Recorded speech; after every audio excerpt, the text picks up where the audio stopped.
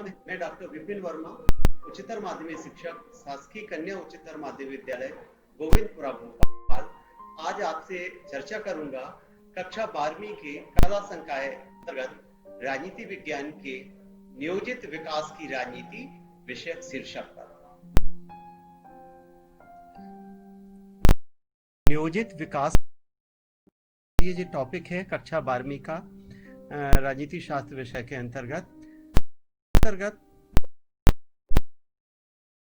विश्वव्यापी मांग बढ़ी तो निवेश के लिहाज पूर्ण जगह के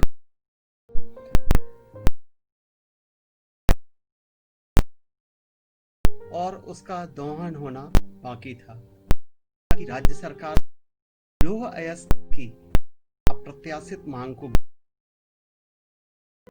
अंतर्गत कुछ राजनीतिक फैसले लिए जो विकास से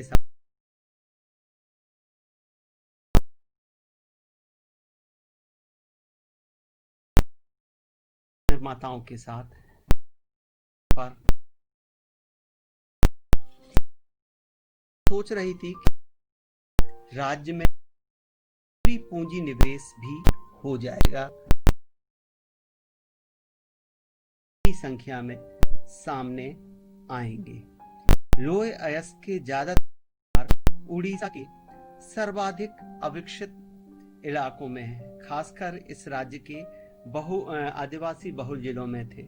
आदिवासियों को डर था कि अगर यहाँ उद्योग लग गए तो उन्हें अपने घर से विस्थापित होना पड़ेगा और आजीविका भी छिन जाएगी।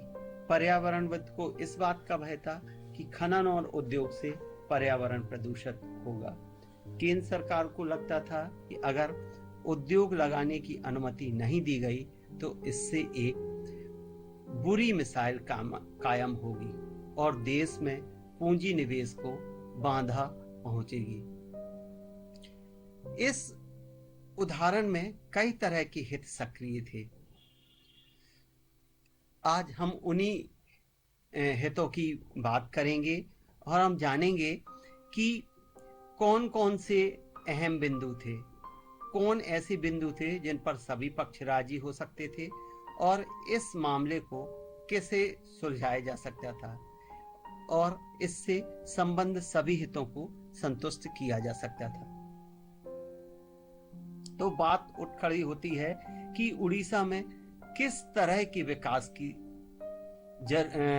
जरूरत है या किसकी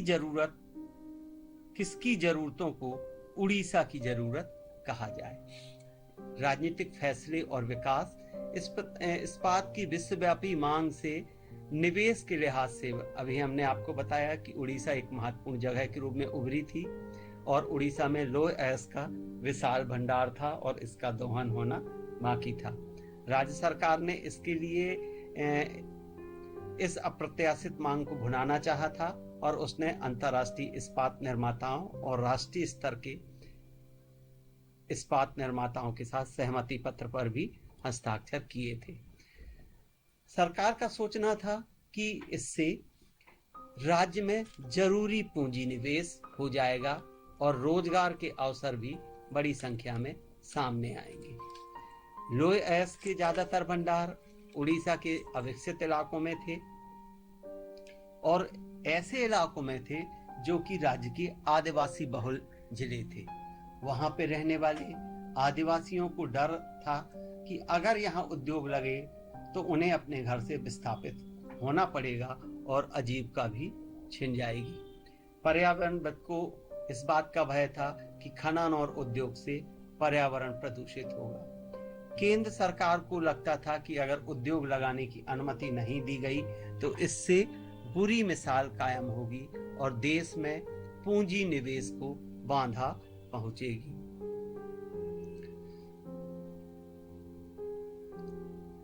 इन ऊपर के उदाहरण में संघर्ष के अहम बिंदु कौन कौन से हैं, ऐसे कौन से बिंदु हैं पर जिस पर सभी राजी हों और इस मामले को सुलझा सके, इन सब के बारे में आज चर्चा करते हैं।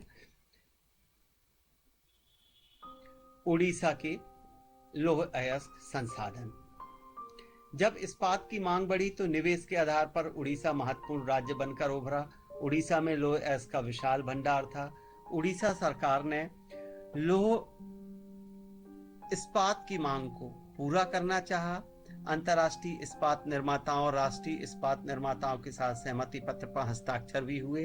सरकार का सोचना था कि पूंजी निवेश और रोजगार के सृजन होंगे। आदिवासियों को डर था कि उद्योग आने से विस्थापित होगी, उनकी आजीविका छिन जाएगी, और पर्यावरण का कहना था कि पर्यावरण प्रदूषण बढ़ेगा। अब उद्योगों को लेकर कुछ राजनीतिक टकराव भी थे। इन सवालों के जवाब कोई विशेषज्ञ नहीं दे सकता था। इस तरह के फैसलों में एक सामाजिक समूह के हितों को दूसरे सामाजिक समूह के हितों की तुलना में तौला जाता था। साथ ही मौजूदा पीढ़ी के हितों और आने वाली पीढ़ी के हितों को भी लाभ हानि की तुलना पर मापना पड़ता था। किसी भी लोकतंत्र में ऐसे फैसले जनता द्वारा लिए जाने चाहिए, या कम से कम फैसलों पर विशेषज्ञों की स्वीकृति की मोहर जरूर होनी चाहिए। खनन, पर्यावरण और अर्थशास्त्र के विशेषज्ञों की भी राय जानना महत्वपूर्ण है, लेकिन अंतिम निर्णय निश्चित तौर पर राजनीतिक निर्णय होना चाहिए। जनप्रतिनिधि जनता की भावनाओं को समझते हैं और जन प्रतिनिधियों को ही ऐसे फैसले लेने चाहिए। भुवनेश्वर के जगत सिंह जिले में प्रस्तावित पॉस्को इंडिया इस्पात संयंत्र से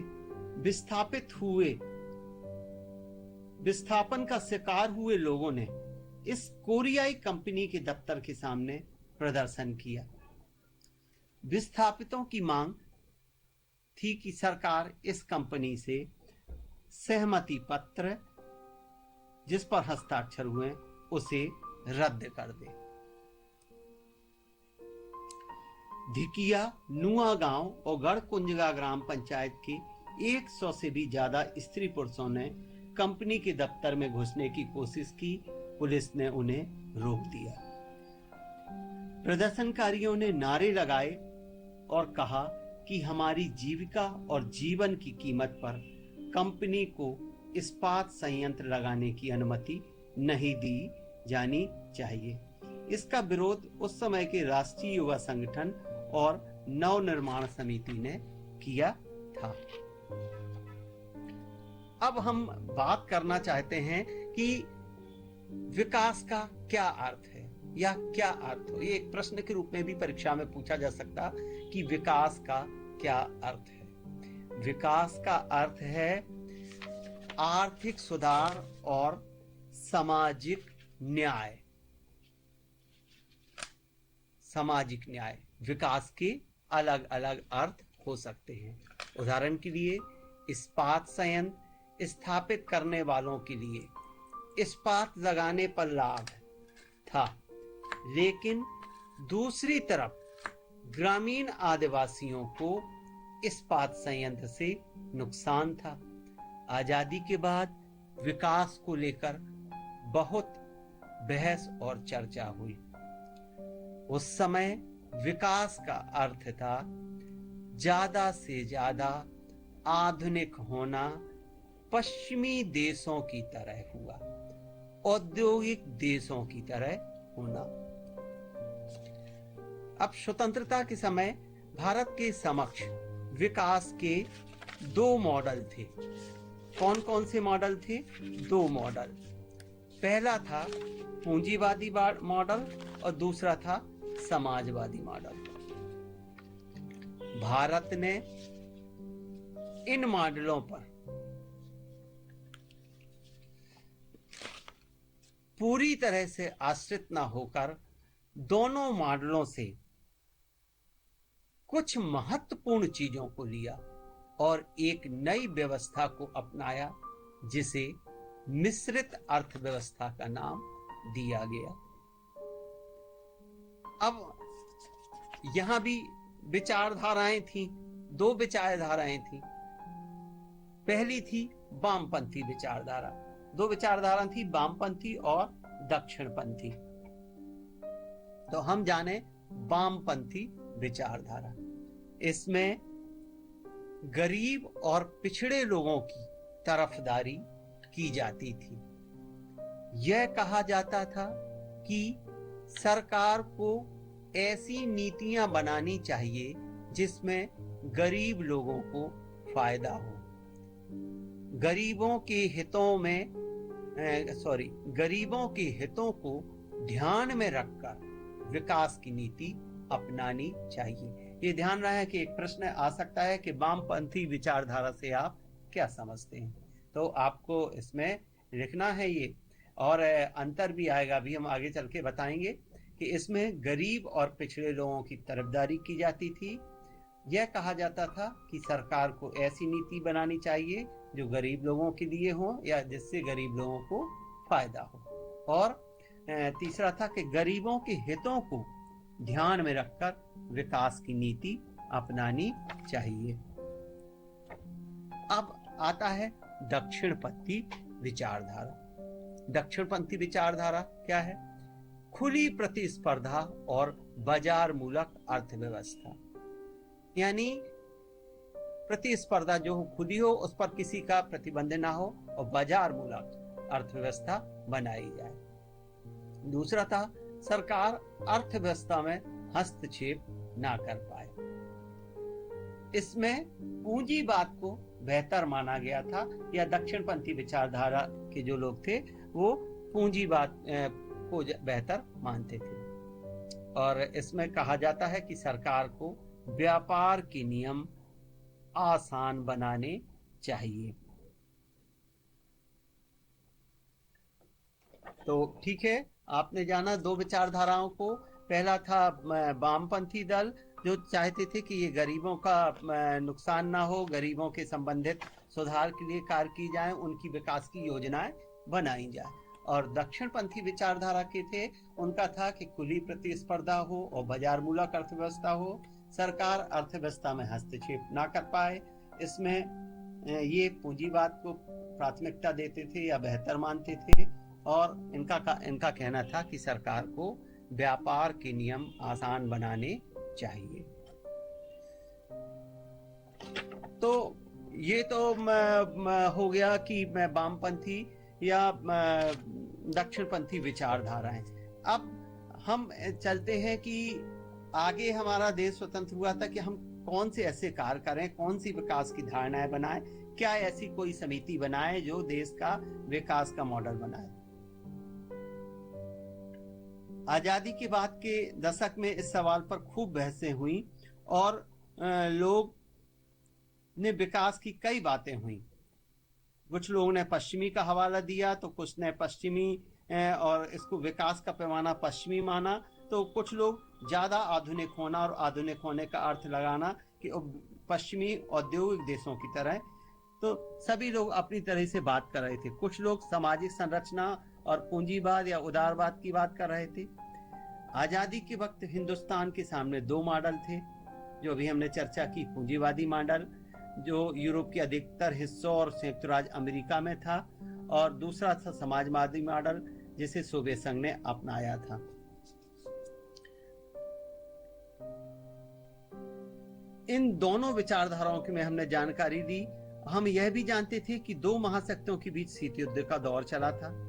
उस वक्त हिंदुस्तान में बहुत से लोग विकास के सोवियत मॉडल से गहरे तौर पर प्रभावित थे।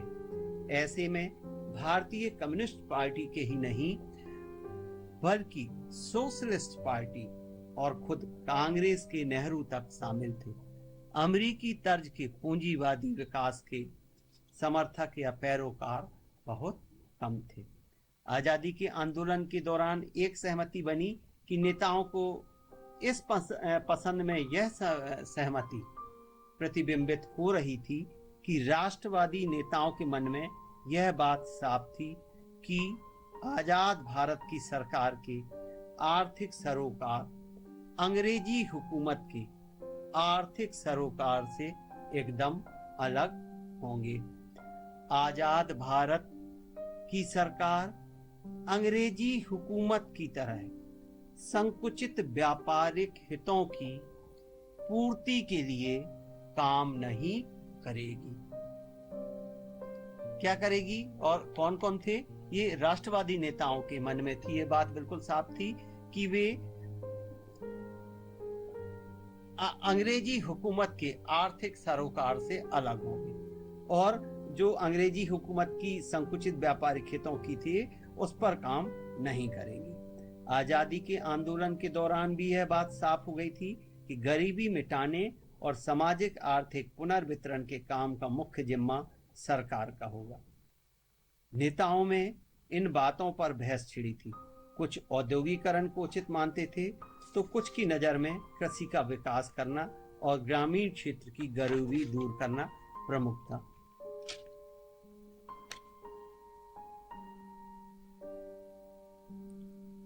तो इसी संबंध में भारत सरकार ने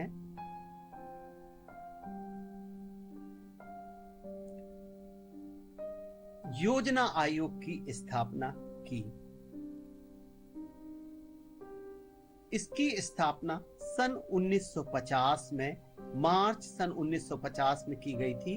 भारत सरकार ने एक सीधे साधे प्रस्ताव के जरिए की थी। यह आयोग एक सलाहकार की भूमिका निभाता था और इसकी सिफारिशें तभी प्रभावकारी हो पाती थी जब मंत्रिमंडल उन्हें क्या करे? जब मंत्रिमंडल उन्हें मंजूर करे। इस प्रस्ताव के जरिए, जिस प्रस्ताव के जरिए योजना आयोग की स्थापना हुई, उसमें इसके कार्यों के दायरों का उल्लेख था। क्या क्या था? इसके अध्यक्ष देश के प्रधानमंत्री होते थे और मंत्रिमंडल की मंजूरी के बाद इसकी सिफारिशें लागू होती थी। भारत, अब इसके जो कार्य थे क्या क्या थे? भारत के संविधान में भारत के नागरिकों को कुछ मौलिक अधिकार दिए गए हैं। राज्य के लिए नीति निर्देशक तत्वों का उल्लेख किया गया है। नीति निर्देशक तत्वों के अंतर्गत यह बात विशेष रूप से कही गई है कि राज्य एक ऐसी समाज रचना को बनाते बचाते हुए लोगों की भलाई के लिए प्रयास करेगा, जहां राष्ट्रीय जीवन की सभी संस्थाएं सामाजिक, आर्थिक और राजनीतिक न्याय की भावना से अनुप्राणित हों। राज्य अन्य बातों के अतिरिक्त अपनी नीतियों को इस प्रकार बनाएगा और अमल में लाएगा कि स्त्री और पुरुष सभी नागरिकों को आजीविका के पर्याप्त साधनों का बराबर अधिकार हो।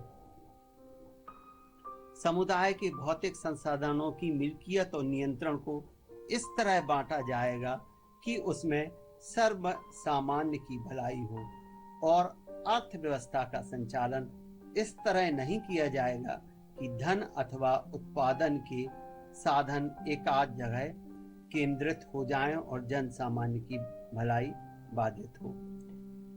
भारत सरकार ने योजना आयोग के स्थान पर एक नई संस्था, नीति आयोग, राष्ट्रीय भारत परिवर्तन संस्था की स्थापना की। यह संस्था 1 जनवरी 2015 को अस्तित्व में आई और इसके उद्देश्य अभी हम आपको बता रहे थे कि स्त्री और पुरुष, और इसे इंग्लिश में नाम है इसका national institution for transforming India, यानी कि राष्ट्रीय भारत परिवर्तन संस्थान।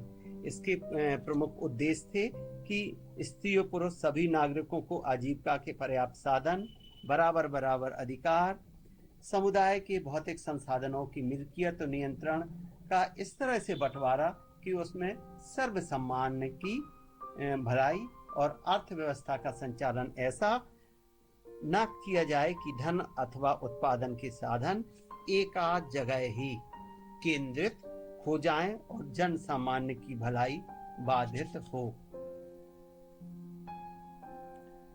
अब ये बात आई कि नियोजन किस प्रकार से किया जाए। मतभेदों के बावजूद एक बिंदु पर सभी सहमत थे कि विकास का काम निजी हाथों में नहीं सौंपा जा सकता। सरकार के लिए जरूरी है कि विकास का एक खाका अथवा योजना तैयार की जाए। दरअसल अर्थव्यवस्था के पुनर्निर्माण के लिए नियोजन के विचार को 1940 और 50 के दशक में पूरे विश्व में जन समर्थन मिला था। यूरोप महामंदी का शिकार होकर कुछ सबक सीख चुका था। जापान और जर्मनी ने युद्ध की विभीषिका झेलने के बाद अपनी अर्थव्यवस्था फिर खड़ी कर ली थी और सोवियत संघ 1930 और 40 के दशक में भारी कठिनाइयों के बीच शानदार आर्थिक प्रगति की थी। इन बातों के जरिए नियोजन के पक्ष में दुनिया भर में हवा बह रही थी। तो हम देखें कि योजना आयोग कोई आकस्मिक आविष्कार नहीं था। यह आम निजी निवेशक मसलन उद्योगपति और बड़े व्यापारिक उद्यमी नियोजन के पक्ष में नहीं होते। वे एक खुली अर्थव्यवस्था चाहते थे जहां पूंजी के बहाव पर सरकार का कोई अंकुश ना हो। लेकिन भारत में ऐसा नहीं हुआ। सन 1944 में उद्योगपतियों का एक तबका या ग्रुप एकजुट हुआ। इस समूह ने देश में नियोजित अर्थव्यवस्था चलाने का एक प्रस्ताव रखा जिसे बॉम्बे प्लान कहा गया। बॉम्बे प्लान के प्रमुख उद्देश्य क्या थे? इसके उद्देश्य थे कि सरकार औद्योगिक तथा अन्य आर्थिक निवेश के क्षेत्र में बड़े कदम उठाए। इस तरह चाहे दक्षिणपंथी हो अथवा वामपंथी, उस वक्त सभी चाहते थे कि देश नियोजित अर्थव्यवस्था की राह पर चले। भारत के आजाद होते ही योजना आयोग अस्तित्व में आया। प्रधानमंत्री इसके अध्यक्ष बने। भारत अपने विकास के लिए कौन सा रास्ता अपनाए और कौन सी रणनीति अपनाए, यह फैसला करने में इस संस्था ने केंद्रीय और सबसे प्रभावशाली भूमिका निभाई। बच्चों, बस आज इतना ही, और आप घर पर अभ्यास करें। अपने विषय शिक्षक से इस संबंध पे चर्चा करें। कहीं अगर आपको कठिनाई आती है, शेष